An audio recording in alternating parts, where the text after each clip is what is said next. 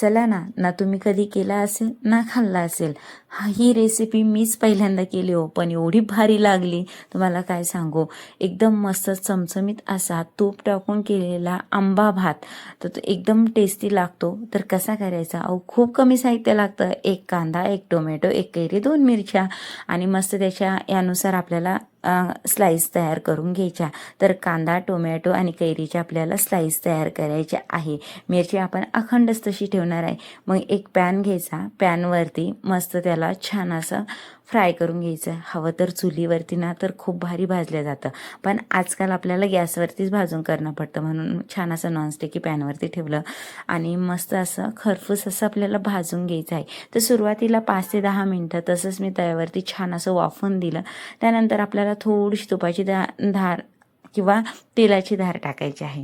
तर सुरुवातीला काय करायचं, असं सर्व बाजूने आपल्याला पतल्या पतल्या स्लाईस तव्यावरती ठेवायच्या आहे.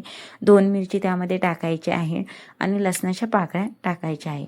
तुम्हाला सांगते एकदम सिंपल साहित्य लागतं, पण एकदम चवदार लागतं. तुम्ही थोडून त्यावरून तेल टाकलेलं आहे आणि खरपूस असं त्याचे दोन्ही बाजू मस्त भाजून घेतल्या.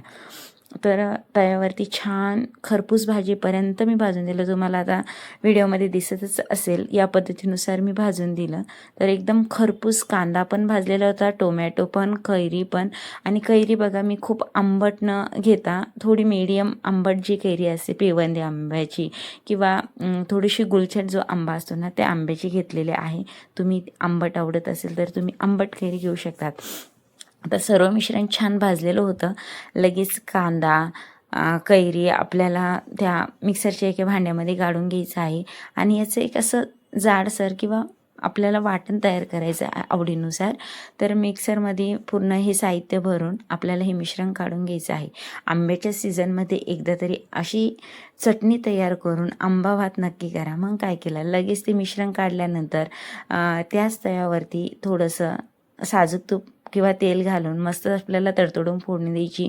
तर मोहरी, थोडंसं जिरं आणि कढीपत्ता, कोथिंबीर टाकलं. तुम्हाला जर जास्त छान तिखट आवडत असेल तर अजून थोडंसं 1 चमचाभर तिखट घाला आणि जो आपण मसाला मिक्सरमधून फिरून घेतलेला आहे ना, तो त्यामध्ये घालायचा आहे आणि छान पुन्हा असं थोडासा मसाला आहे ना तो परतून घ्यायचा. तर आंबट आणि तिखट दोन्ही मिश्रण एकदम मस्त होऊन जातं. थोडंसं चवीनुसार मीठ घालायचं, मसाला छान परतून द्यायचा आणि छान पिवळा रंग दिसण्यासाठी थोडीशी हळद टाकायची आणि तेल सुटेपर्यंत हा मसाला छान परतला गेला की आपला जो पण भात एक्स्ट्राचा आहे ना तो त्यामध्ये टाकायचा. तुम्हाला सांगते, जेव्हा मी हा भात करून खाल्ला ना त्यावेळेला वाटलं अजून जास्तीचा भात करून त्यामध्ये टाकला असता ना तर अजून भारी झाला असतं.